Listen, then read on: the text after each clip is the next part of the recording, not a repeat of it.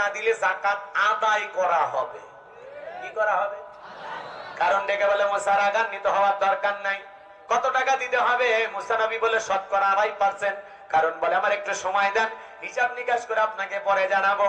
এই কারণকে আল্লাহ পাক এত সম্পদ দিয়েছিল, 70টা উট লাগতো চাবি বহন করতে। চাবি যদি এত হয় তালা কত, আর তালা যদি এত হয় সিন্ধুকে মাল কত, ছোট মাথায় ধরবে না। কারণ এইবার হিসাব নিকাশ করে দেখে এত পরিমাণে যাকাতের টাকা আসছে রে বাজান, কয়েকদিন দিয়েও যাকাতের টাকা ফুরানো যাবে না।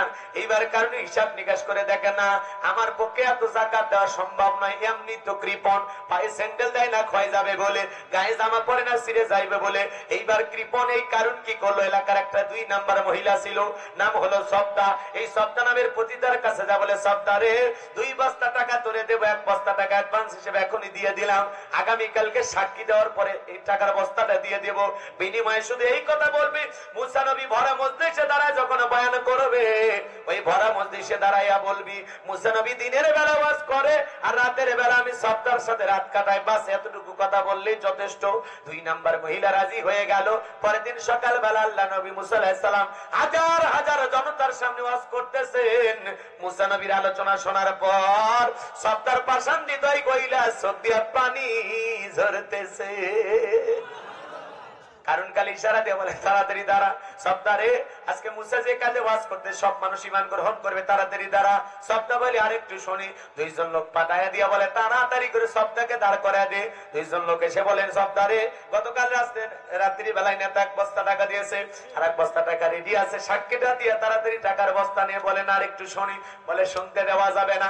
2 জন 2 হাত করে জোর করে সবদাকে দাঁড় করে দিল। যখন কারণ লাভ মেরে দাঁড়ায় বলে মুসা রে ওয়াজ বন্ধ কর, তাকায় দেখ 2 নাম্বার মহিলা দাঁড়াইছে।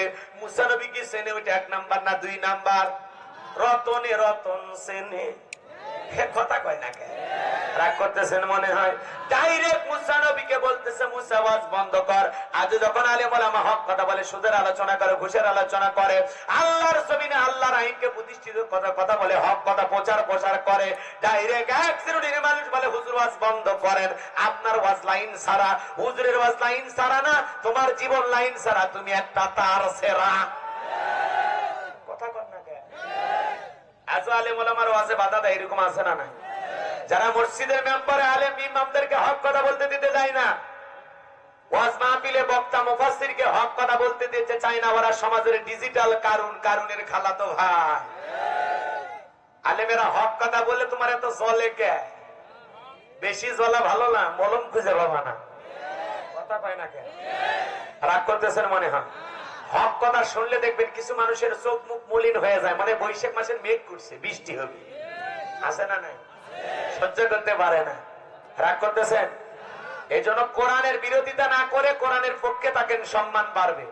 আর বিরোধিতা করে আবু জেলের বাড়ি হয়ে গেছে আন্তর্জাতিক টয়লেট, একদিন তোর কবরের অবস্থা ভালো হবে। কথা কয় না? কত আমির উমর বাদশা, ধনী মাতবর তাকাব্বর ক্ষমতাশীল, কবরে চলে গেছে। গরু ছাগল পেশাব করে দেয়, কবর থেকে তাড়ানোর শক্তি আছে? কিসের ক্ষমতার বড়া? কথা কয় না কেন? মুহূর্তের মধ্যে সব চূর্ণ বিচূর্ণ হয়ে যাবে। আল্লাহ আমাদের হেদায়েত দান করুক। বলেন আমিন। খারাপ লাগতেছে ভাই, দোয়া করে দেব নাকি? এখনো সময় আছে, নড়াচড়া করেন না, একটু শেষ করতে দেন, ভালো লাগবে ইনশাআল্লাহ।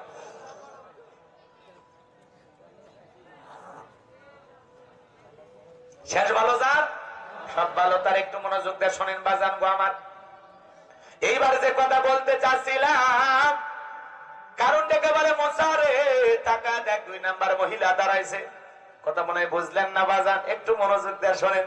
মুসা আলাইহিস সালাম ডেকে বলে কারণ আমি তো কিছুই বুঝতেছি না। অবাক হয়ে মুসা নবী দাঁড়িয়ে আছে। শব্দ বলতেছে কারণ রে বসো, আমি যেহেতু দাঁড়িয়েছি বলার জন্য আমি বলবো। এবার কারণ যখন বসে গেল, শব্দ দাঁড়িয়ে বলতেছে ও জনগণ শোনো দিয়ামন, আমি জীবনে কোনোদিন মুসা নবীকে দেখি নাই। আজকে মুসা নবীর আলোচনা শোনার পর আমার পাষাণ হৃদয় গইলা গেছে। আমি মনে মনে সিদ্ধান্ত নিয়েছি আর খারাপ কাজ করব না, অশ্লীল কাজ করব না, আর গুনাহের কাজ করব না। আমি তওবা করে ঈমান গ্রহণ করতে চাই। সুবহানাল্লাহ। আলেমদের ওয়াজের মাধ্যমে বেনামাজি নামাজি হয়ে যায়, সুদখোর ঘুষখোর ভালো হয়ে যায়, চোর ডাকাত চুরি করা বন্ধ করে দিয়ে ভালো হয়ে যায়, বেপরদাই চলা নারী মা বোনেরা পর্দা করে, সিরিয়াল দেখা বন্ধ করে, আলেমদের ওয়াজের মাধ্যমে যুবকেরা নামাজি হয়, মুখে দাড়ি রাখে, সমাজের কত মানুষ পরিবর্তন হয়। কথা কয় না কেন? আলেমেরা মানুষকে খারাপ পথে ডাকে না, ভালো পথে ডাকে। একটু মনোযোগ দিয়ে শোনেন বাজান গো আমার। এইবার শব্দ বলতেছে, এই কারণ কেন লাফালাফি করতেছে আপনারা জানেন। এই কারণ এইবার গোপন তথ্য ফাঁস করে দিচ্ছে। শোনেন, এই কারণ গতকাল রাত্রিতে আমার বাড়িতে গিয়েছিল, আমার 1 বস্তা টাকা দিয়েছে, আর আজকে সাক্ষী দেওয়ার পরে আর 1 বস্তা টাকা দিবে, বিনিময়ে আমাকে এই কথা বলতে হবে। মুসা নবী দিনের বেলা ওয়াজ করে, রাতের বেলা আমি শ্রদ্ধার সাথে রাত কাটাই, কিন্তু আপনাদেরকে সাক্ষী রেখে আমি বলতেছি মুসা নবীর চরিত্র ফুলের চাইতে পবিত্র। ওই কারণ হলো আমি শ্রদ্ধার নিয়মিত ভক্ত। কথা কয় না কে? তাহলে গোপন তত্ত্ব ফাঁস করে দিলেন কে? ওয়ামাকারু ওয়ামাকারাল্লাহ আল্লাহু খায়রুল মাকিরিন। খেলাকা যে গর্ত করেছে নিজের গর্তে নিজেই পড়েছে। কথা বলেন না কেন? আজকেও সাক্ষী ভাড়া করা হয় আল্লাহওয়ালাদের ভাসানোর জন্য। সাক্ষীর কথা বলার সাইজ দেখে বোঝা যায় যে কত টাকা খায়া দিতেছে। কথা কয় না কেন? বলতেছে সেদিন ছিল আমাবাস্যার রাত, আমি 1 কিলোমিটার দূরে থেকে দেখেছি ধারালো অস্ত্র দিয়ে কুপায়ে কুপায়ে হত্যা করছে। কথা কয় না কেন? আমাবাস্যার রাতে 1 কিলোমিটার দেখা যায়, যে রাত্রে নিজের হাতটা ফর্সা না কালো বোঝা যায় না। তার মানে সাক্ষী যে গাঁজা খায় সাক্ষী দিচ্ছে, এটা কি বোঝার বাকি আছে? কথা বল লাগে আপনারা। হুজুরে এক রাতে 300 জন, এটা মানা যায়?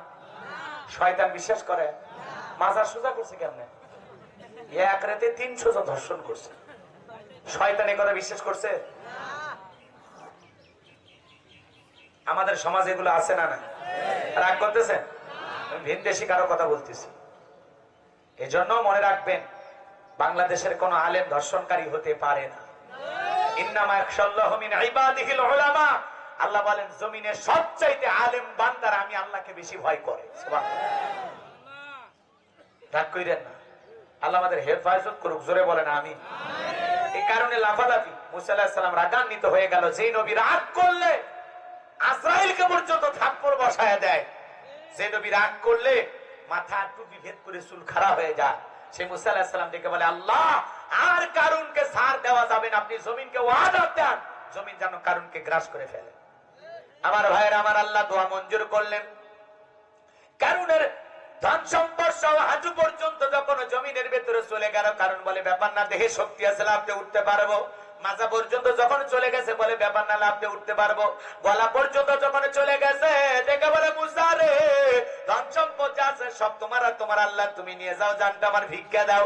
মুসা নবী ডেকে বলে আল্লাহুস সামাদ, আমার আল্লাহ হলেন অমুখপেক্ষী, আমার আল্লাহ কারো কাছ থেকে কিছু নাই না, আমার আল্লাহ শুধু দিয়ে যায়। তোর ধন সম্পদ সহ জমিনের ভিতরে চলে যা, আর পৃথিবীর ইতিহাসে সাক্ষী থাক, তোর মতো যারা যাকাত দেবে না, সম্পদ বিলাবে না, কৃপণতা করে সম্পদ জমা রাখবে, কঠিন কিয়ামতের ময়দানে তুই কারুনের সাথেই তাদের বিচার আল্লাহর আদালতে হবে।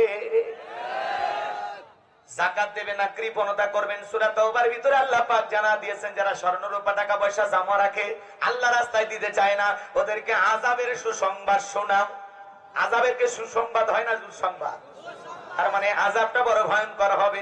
যাকাত দেবেন না, সম্পদ জমা রাখবেন, এই যাকাতের অর্থ আপনার কবর আর জাহান্নামের শাস্তির কারণ হবে। কথা বলেন না কেন? আপনার সম্পদ আপনার শাস্তির কারণ হবে। কথা বোঝেন না?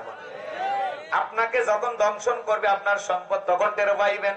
আপনার সম্পদ জমা করে এরকম পশার মতো বানায় যখন ভাজে ভাজে স্যাক দিবে, সেদিন টের পাইবেন। এজন্য যাকাতের সম্পদ দিয়া মালটাকে পবিত্র করার দরকার আছে না নাই?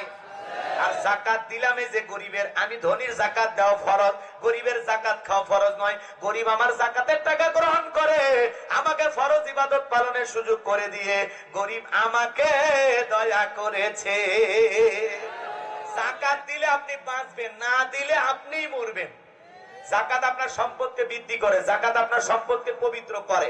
তাহলে আল্লাহর ভয় আল্লাহ আমাদের সবাইকে হিসাব করে করে বছরে একদিন যাকাত দেওয়ার তৌফিক দান করুন। জোরে বলুন আমিন। হিসাব করে করে যাকাত দেবেন তো ইনশাআল্লাহ? পারবো তো ইনশাআল্লাহ? ভাই ওটা ভাষা করেন না। এইবার 4 নাম্বার যুবকদের ওয়াজ খারাপ লাগতেছে নাকি?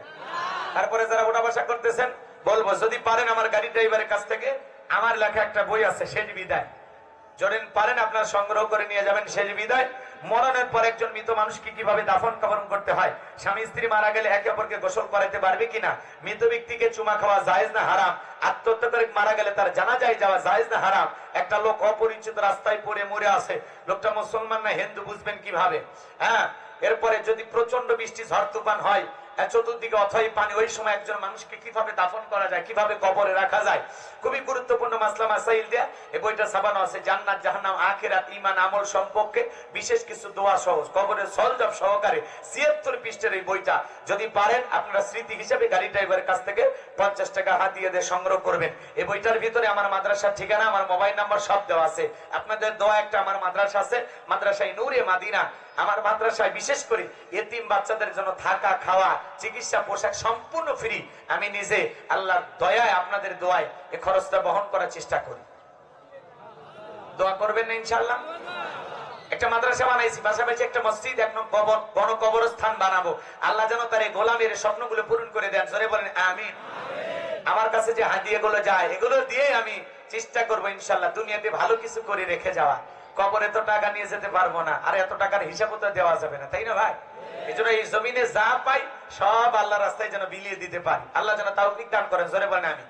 নিজের জীবন চলতে যতটুকু দরকার ততটুকু নিয়ে বাকিটা ইসলামের পথে যেন খরচ করতে পারি, আল্লাহ যেন তাওফিক দান করেন, জোরে বলেন আমিন। আরো জোরে বলেন আমিন। মন খারাপ করছে? শোনেন, শিল্পীর কাছে টাকা গেলে চলচ্চিত্রের উন্নয়ন হবে, নায়কের কাছে টাকা গেলে চলচ্চিত্রের উন্নয়ন হবে, গান বাজনার উন্নয়ন হবে, সিনেমার উন্নয়ন হবে, কিন্তু আলেমদের কাছে টাকা গেলে ইসলামের উন্নয়ন হবে। তারা মসজিদ মাদ্রাসা বানাবে, কবরস্থান বানাবে, গরিব দুঃখী অসহায় মানুষের মাঝে টাকা বিলিয়ে দেবে। আমার নামে একটা ফাউন্ডেশন আছে, গোলাম রব্বানী ফাউন্ডেশন। এর মাধ্যমে প্রত্যেক বছর আমরা কিছু না কিছু ভালো কাজ করে থাকি, অনেক ভালো কাজ করি। শীত বস্ত্র বিতরণ, গরিব দুঃখী মানুষের মাঝে খাবার বিতরণ, ঈদ সামগ্রী, এরপরে আরো কিছু কাজ করি, যেমন গরিব দুঃখী মানুষের একেবারেই বিয়ে দেওয়ার সামর্থ্য নাই, যেটুকু পারি আমরা করার চেষ্টা করি। বিশেষ করে বাংলাদেশে সবচেয়ে বেশি করেন আসন্না ফাউন্ডেশনের চেয়ারম্যান শাইখ আহমদুল্লাহ হুজুর। এবছরেও প্রায় ৫,০০০ লোককে রিক্সা দান করেছে। ৫,০০০ লোককে আসন্না ফাউন্ডেশন থেকে রিক্সা দিয়েছেন, আর কয়েক কোটি টাকা সিলেটের বন্যায় ক্ষতিগ্রস্ত মানুষের মাঝে বিতরণ করেছেন। এরপরে যখন তুরস্কে ভূমিকম্প হলো সেখানেও কয়েক হাজার প্যাকেট খাদ্য এবং জ্যাকেট পাঠিয়েছেন। আল্লাহু আকবার বলে।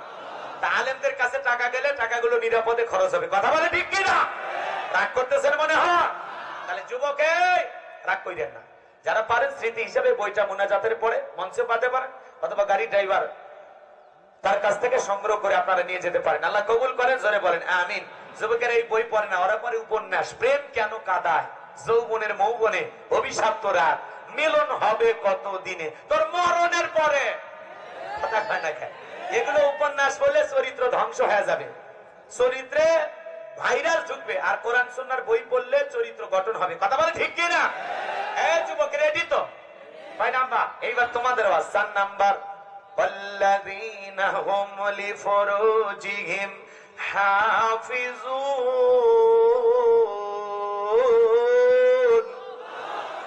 মুমিন বান্দার ৪ নাম্বার গুণাবলী নিজের যৌবনটাকে হেফাজত করা। যৌবন দিয়েছেন কে? এই শোনেন শোনেন, এই চাচা একটু বাজান, একটু ওটা ভাষা করে না, শোনেন। ৪ নাম্বার গুণাবলী নিজের যৌবনটাকে হেফাজত করা। আল্লাযীনা হুম লিফুরুজিহিম হাফিজুন, নিজের যৌবনটাকে সংযত রাখা। মুমিনের যৌবন হেলায় খেলায় বিক্রি করলে হবে না। মুমিনের যৌবন কালের হিসাব নেবেন কে?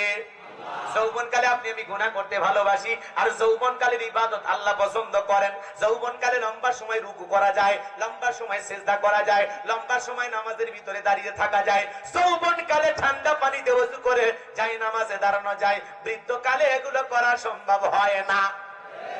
বৃদ্ধকালে হাঁটুতে ব্যথা, মাজায় ব্যথা, কোমরে ব্যথা, সোজা করতে খালি কোথা করতে আল্লাহু আকবার, কুতাকুতি করতে শেষ। বুড়ে চাচারা মন খারাপ করেন না, কারণ বাজান আমারও একদিন হবে, আমিও বুড়ে যেদিন সেদিন ঠেলা আমিও বুঝবো।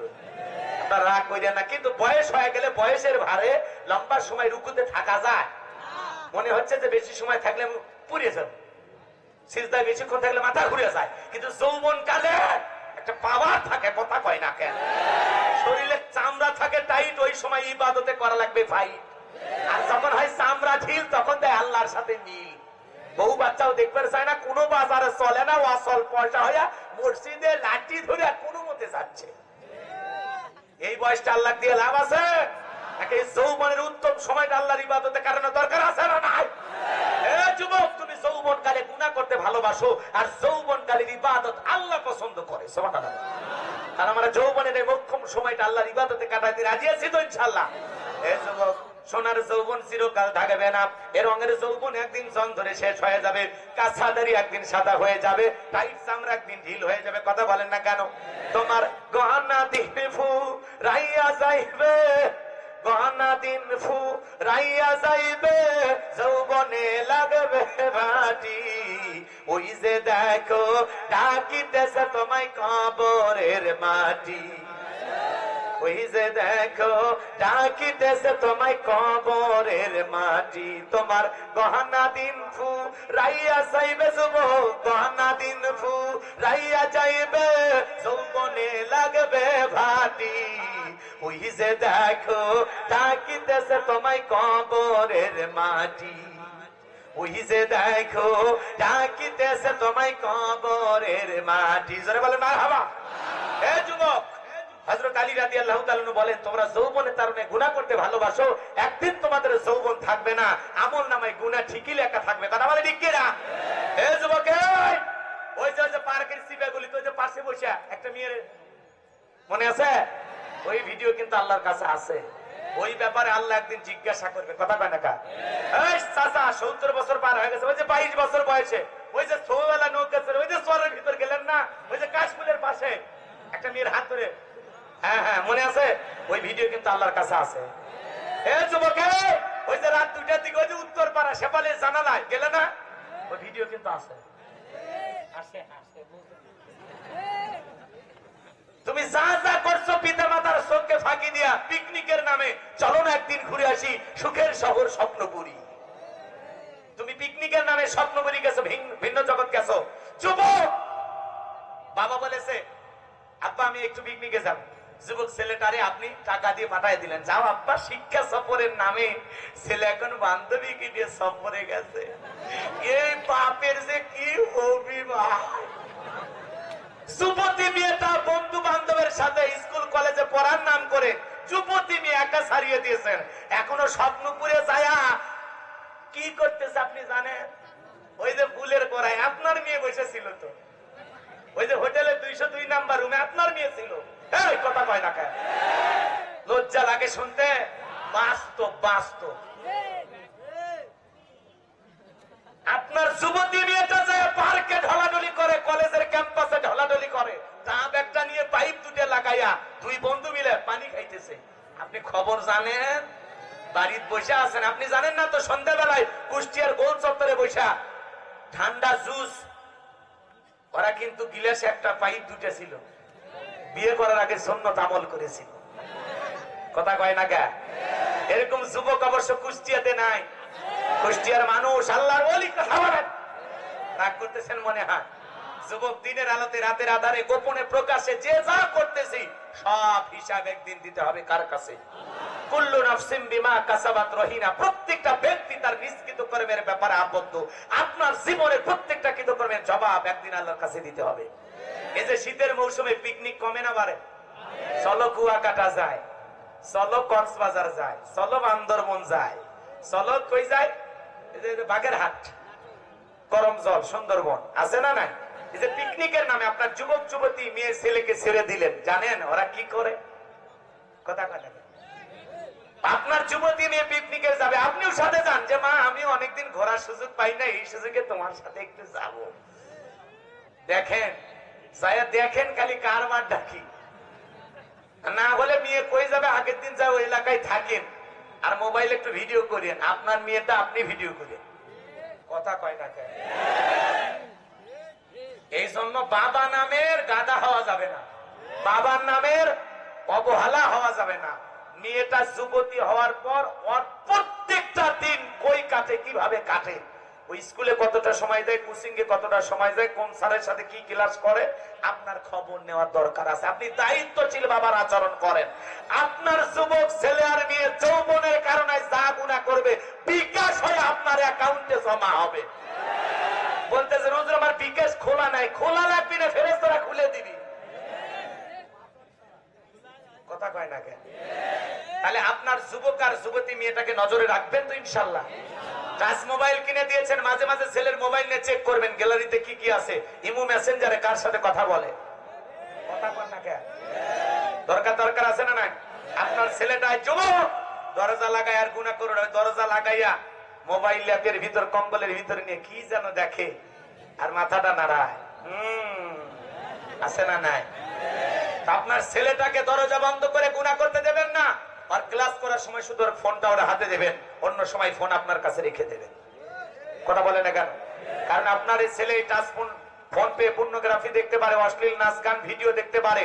এই মোবাইল আপনার ছেলেকে ধ্বংসের দিকে নিয়ে যেতে পারে। কথা বলে ঠিক কিনা? খালি বাসের পিছনে লেখা দেখেছেন মেয়েকে মোবাইল নয় কি দেন, শিক্ষা দাও। আর ছেলেকে বাইক নয় কি দাও, জীবন দাও। দেখেন ডাইলগ, এই কথাগুলো কিন্তু বাস্তব।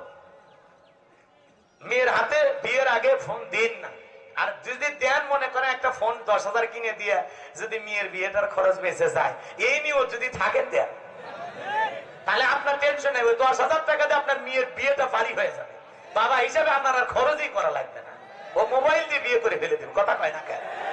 মেয়েটা ইউনিভার্সিটি শেষ করবে সামনের বছর, বাবা হাজি মানুষ বলতেছে মা তোমার না আমার চিন্তায় আর 1 বছর তাহলে তো ফাইনাল। তো আমি চিন্তা করেছি মা উত্তরপাড়া হাজি আব্দুল সালামের ছেলের সাথে তোমার একটু বিবাহের ব্যবস্থা করো। মেয়ে বলতেছে বাবা আমাকে নিয়ে এত টেনশন কেন করতে হবে, আমি কি আর কষি খুকি আছি, ও কাম তো আমি 4 বছর আগে ছেড়েছি। কথা কয় না কেন? এই হলো বাস্তবতা। আপনি ছেলে মেয়ের বিয়ে দেবেন এই আশা বসে আছেন, ওরা তো আগেও কাজ শেষ করেছে। কথা কয় না? এই জন্য যুবক হলে ছেলে মেয়েকে কন্ট্রোলে রাখতে হবে, হেফাজত করতে হবে, নজরদারিতে রাখতে হবে। সিআইডি বাবা মা হক লাগবে। আপনার একদিনের শাসন আর ফেরার কথা 3টায়, কেন 5টা আসলো? 2 ঘন্টা কই ছিল খবর নেন, একদিন রিমান্ডে নেন। আর জীবনে কোনোদিন যদি আধা ঘন্টা এদিক সেদিক হয়, বাবা আমি ছিলাম স্পেশাল ক্লাস হয়েছে, বান্ধবীর বাড়িতে গেছিলাম, সব বন্ধ। কথা কেন? আমি তোমাকে আড্ডা দেওয়ার জন্য পাঠাই নাই, শিক্ষা দেওয়ার জন্য পাঠাইতেছি। মানুষের মতো মানুষ বানানোর পাঠাইতেছি, বন্ধু বান্ধবের সাথে আড্ডা দেওয়ার জন্য।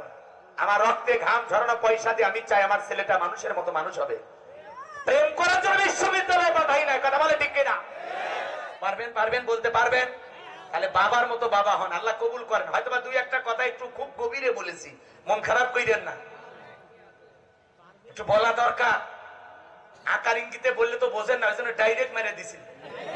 হ্যাঁ, তাও যদি আপনার হুঁশ ফেরে, আমার এই কথা শুনে যদি আপনি আজ থেকে আপনার ছেলে মেয়ের উপর নজর রাখেন, আপনিও বাঁচবেন, আপনার ছেলে মেয়েও বাঁচবে। আল্লাহ বোঝার তৌফিক দান করুন। কারণ ওদের বয়স কম, ওরা এই সময় পাপ করবে, গুনাহ করবে, ওরা এই সময় পাপের জন্য ছটফট করবে। আপনার উচিত ওকে দায়িত্বে রাখা, কন্ট্রোল করে রাখা। বাবা দেখো আমার একটা সম্মান আছে, এমন কিছু করবা না যাতে বাবার সম্মান নষ্ট হয়ে যায়। সব সময় উপদেশ দেবেন। যে কয়টা বছর আর বিয়ে না দিয়েছেন সে কয় বছর উপদেশ দিয়ে সালাম নাই। পারবো তো ইনশাল্লাহ?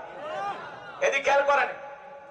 ও সময় তো শেষ, রাগ করতেছেন না? তাহলে 4 নাম্বার, যাই হোক ইউসুফ নবীর কথাটা বলতে চাইছিলাম, ভালো হইতো, কিন্তু আসলে নামাজের সময় একেবারে নিকটবর্তী। 5 মিনিটে আমরা শেষ করে দেবো ইনশাআল্লাহ। যারা বই নেবেন গাড়িতে গেলে বই পাবেন। শোনেন, ওয়াল্লাযীনা হুম লিফুরুজিহিম হাফিজুন। 4 নাম্বার গুণাবলী নিজের যৌবনটাকে হেফাজত করা, নিজের যৌবনটাকে সংযত রাখা।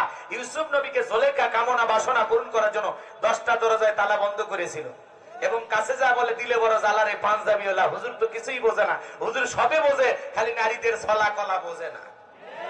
ভালো করে বোঝেন। এইবার জুলেখা বলে ইউসুফ তোমার চোখ দুটো ভারী সুন্দর। ইউসুফ আলাইহিস সালাম বলেন যে চোখ আল্লাহ সৃষ্টি করেছেন তারে তুমি ভয় করো, ইন্নী আখাফুল্লাহ, অন্তরে আল্লাহর ভয়। ইউসুফ আলাইহিস সালাম জুলেখার মনের মতিগতি বুঝতে পেরে আল্লাহর উপরে তাওয়াক্কুল করে আল্লাহকে বলেন আল্লাহ ইজ্জতটা বাঁচানোর জন্য দৌড় দেওয়ার দায়িত্ব আমার, আর আপনার কুদরত থেকে দরজা খুলে দেওয়ার দায়িত্ব আপনার। এই কথা বলে জোরে মারছে দৌড়, আল্লাহর কুদরত থেকে দরজা খুলে গেছে। বলেন সুবহানাল্লাহ। শেষ দরজায় যা জুলেখা মারছে পিছন থেকে থাবা, ইউসুফ নবীর জামা ছিঁড়ে গেছে। ইউসুফ নবী বলে জামা ছেড়ে ছিড়ুক, ইজ্জত হারানো যাবে না। এই কথা বলে জুলেখা শেষ দরজায় যায় দেখে তার স্বামী আজিজ মিশর দাঁড়ায় আছে। কথা কয় না কেন? রাগ করতেছে? স্বামী আজিজ মিশর যারা আছে, যেখানে বাঘের ভয় সেখানে রাত হয়। স্বামীকে দেখা মাত্র জুলেখা একা কান্নার অভিনয় শুরু করছে। হায়রে, ইউসুফকে ছেলের মতো দেখতাম, আজকে ইউসুফ আমার ইজ্জতের দিকে হাত বাড়াইছে, আরেকটু দেরি হলে সর্বনাশ হয়ে যেতেছে। যে মেয়ে কথায় কথায় কান্না করে, বুঝবেন ওই মেয়ের ভিতর ভেজাল আছে। এত কান্দিস কা? তোর চোখে কি মোটর বসানো আছে? সুইচ দেওয়া হয় না, টপ টপ করে পানি পড়ে। কথা কয় না কে? এ পাগলি, কি আছে ঘটনা খুলে বল। যদি তোর কথা শুনে মনে কাঁদা লাগবে, তো স্বামী স্ত্রী দুইজন মিলে কাঁদবো। কথা কন না কে আপনারা? এরপরেও কান্না সহ্য করবেন না, আগে চুপ করবে। চুপ। যে মেয়ে কথায় কথায় কাঁদে, আমার দুনিয়ার কেউ নাই, কেউ নেতে বেঁচে আছো কেমনে? আছে না? না এরকম রাগ করতেছেন মনে হয় না? তো জুলেখা একা কান্নার অভিনয় শুরু করে বলতেছে, ইউসুফকে ছেলের মতো দেখতাম, আজকে আমার ইজ্জতের দিকে হাত বাড়াইছে, আরেকটু দেরি হয়ে গেলে আমার কত বড় সর্বনাশ হয়ে যেত। এই কথা বলে একা কান্নার অভিনয় করতেছে, আর মনে মনে বলতেছে, মর আর স্বামী আসার সময় পাইলি না।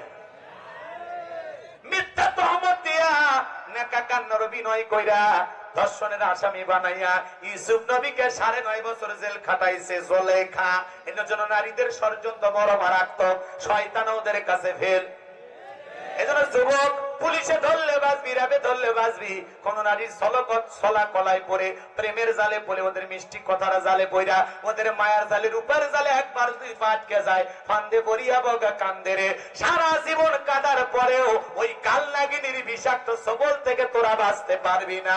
ওরা ছেলেদের ভালোবাসে না, ওরা কোন ছেলেদের মন নিয়ে ব্যবসা বাণিজ্য করে। ওদের ভালোবাসা 3 পিসে বন্দি, আইফোনে বেন্দি। যে যত দামি গিফট করে তারে তত উজাড় করে ভালোবাসে। একটা নারীর কয়টা যে প্রেমিক নারীও জানে না, একটা ছেলের কয়টা যে প্রেমিকা ছেলেও জানে না। এজন্য মফিজ হয়ে নারীর পিছনে ঘোরার চাইতে বিয়ে করে বইয়ের পিছনে ঘোরো, জীবনে শান্তি পাবা। আর পাকনামো করে নিজে পছন্দ কইরা বাবা মারা এসে বলে, মা আব্বা আমি তো উত্তর পাড়া লাকিরে পছন্দ করেছি, রাজি থাকলে 1 চাপুন, না হলে 2 চাপুন। এই সিস্টেম করে যারা বিয়ে করেছে, প্রেম করে, জীবনে কেউ সুখী হবে না। কারণ প্রেম করে কেউ সুখী হয় না। পিতা মাতা মুরব্বীদের দোয়া আছে, যেখানে বরকত আছে। পিতা মাতা দোয়া করে যেই জায়গায় বিয়ে দেবে, এই জীবনে শান্তি আছে। কথা কা? রাগ করতেছেন না? যাই হোক, নামাজের সময় হয়ে গেছে, তাছাড়া আরো কিছু বলতাম। তাহলে 4 নাম্বার, নিজের যৌবনটা হেফাজত করব। কার ভয়ে? আল্লাহর ভয়ে। আমরা যৌবনের সময়টা, প্রত্যেকটা সেকেন্ডের হিসাব আল্লাহর কাছে দিতে হবে। আল্লাহ আমাদের বোঝার তৌফিক দান করুন। জোরে বলেন আমিন। 5 আর 6 নাম্বার গুণাবলী, আল্লাযীনা হুম লিআমানাতিহিম ওয়া আহদিহিম রাউন। এই ভাই 2 মিনিট শুনেন। 5 নাম্বার গুণাবলী, আমানত রক্ষা করা। এই জীবনটা আমানত, ছেলে মেয়ে আমানত, স্ত্রী সন্তান আমানত, বক্তার কাছে শ্রোতা আমানত, ইমামের কাছে মুসল্লি আমানত, ডাক্তারের কাছে রোগী আমানত, শিক্ষকের কাছে ছাত্র ছাত্রী আমানত, চেয়ারম্যানের কাছে ইউনিয়নবাসী আমানত, এমপির কাছে নির্বাচনী এলাকার মানুষ আমানত, মাননীয় প্রধানমন্ত্রীর কাছে বাংলাদেশের সকল মানুষ আমানত, বিচারপতির কাছে যারা বিচার চাইতে যাবে এই মানুষগুলো হলো আমানত।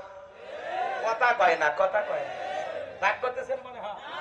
আমানত রক্ষা করা 5 নাম্বার, আমানত রক্ষা করা। 6 নাম্বার, ওয়াদা প্রতিশ্রুতি রক্ষা করা। মুমিন মুখে যা বলে অন্তরে তা বিশ্বাস করে, কাজে তা বাস্তবায়ন করে। মুমিন কোনদিন প্রতিশ্রুতি ভঙ্গকারী হতে পারে? তাহলে 5 নাম্বার, 6 নাম্বার ওয়াদা প্রতিশ্রুতি রক্ষা করা। 7 নাম্বার হলো আল্লাযীনা হুম আলা সালাওয়াতিহিম ইউহাফিজুন। 7 নাম্বার হলো নিজেদের সালাতের প্রতি যত্নবান হওয়া, যত্ন সহকারে সালাত আদায় করা।